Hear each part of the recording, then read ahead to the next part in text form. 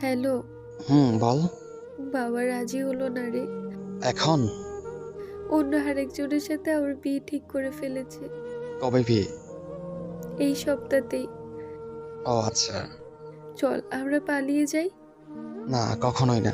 আমি চাই না পরিবারের বিরুদ্ধে হয়ে কিছু করতে। কাকু যাই বলে তাই কর। ছেলে দেখতে কেমন? আমার থেকেও সুন্দর বুঝি? উফ, চুপ কর, এসব শুনতে ভালো লাগে না। চুপ করার তো সময় এখন চলে এসেছে। আচ্ছা, বিয়ের পর তুই আমার সাথে যোগাযোগ রাখবি তো? কখনোই না। তোর বিয়ের পর যদি তোর সাথে কথা বলি তাহলে সেটা হবে পরকীয়া। আর তুই কি চাস আমাদের এত পবিত্র ভালোবাসা পরকীয়াতে পরিণত হোক? না, কখনোই না। আচ্ছা, আমার বিয়ের পর তোর আমার সাথে যদি দেখা হয় তাহলে কথা বলবি তো? বলবো, কিন্তু তখন পরিস্থিতি ভিন্ন হবে। কেন? তখন তোর সাথে তো তোর বর থাকবে রে পাগলি। একদম কাঁদবি না।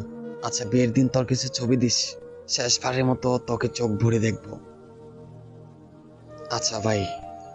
কল কেটে দেওয়ার পর পাগলের মতো কান্না করতে থাকে রাকিব। বৃষ্টিও বিয়েবাড়ির ভিড়ের মধ্যে বসে চোখে জল ফেলতে থাকে। বিয়ের আগের দিন রাতে রাকিব মিষ্টিকে আবার কল দেয়। হ্যালো। বল।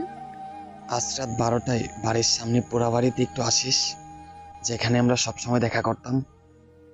বাড়ি ভর্তি এত লোক, কিভাবে আসবো? বেশি সময় না, শুধুমাত্র 15 মিনিটের জন্য। একবার আসিস। এই বলে রাকিব কল কেটে দিল। রাত 12টা 5 মিনিট রাকিব সেই পোড়াবাড়ির সামনে বসে আছে। এমন সময় মিষ্টি আসলো। রাকিব একটা কেক নিয়ে মিষ্টির সামনে বলল, শুভ জন্মদিন। আমার জন্মদিন তোর মনে আছে? আমি নিজেকে ভুলে যেতে পারি, কিন্তু তোকে কোনোদিন বলবো না। এভাবে কান্না করবি নাকি কেকটাও কাটবি? এবার রাকিব ও মিষ্টি কেক কেটে একজন আরেকজনকে খাইয়ে দিল। খাওয়া শেষে মিষ্টি রাকিবকে শক্ত করে জড়িয়ে ধরে কান্না করতে শুরু করে দিল। রাকিব কি যেন ভেবে জড়িয়ে ধরতে গিয়েও আবার হাত সরিয়ে নিল। রাকিব মিষ্টির কাছ থেকে ছাড়িয়ে বলল, যা এবার বাড়িতে যা, নয়তো বাড়ির সবাই চিন্তা করবে। আর কালকে হাসি মুখে বিয়ে করবি। সারা জীবন সুখে থাকবি তুই। যা এবার। আর শোন, কখনোই কাঁদবি না, কারণ আমি তোর চোখের কাজল। তুই কাঁদলে আমি শেষ হয়ে যাবো রে পাগলি। মিষ্টি কাঁদতে কাঁদতে সেখান থেকে চলে গেল। পরের দিন সবাই ওই পোড়াবাড়ির সামনে থেকে রাকিবের লাশ উদ্ধার করলো। রাকিব সেখানে দাঁড়িয়ে আত্মহত্যা করেছিল। মিষ্টি রাকিবের মৃত্যুর খবর জানতেই পারল না, কারণ সেখান থেকে বাড়ি ফিরে মিষ্টিও আত্মহত্যা করেছিল।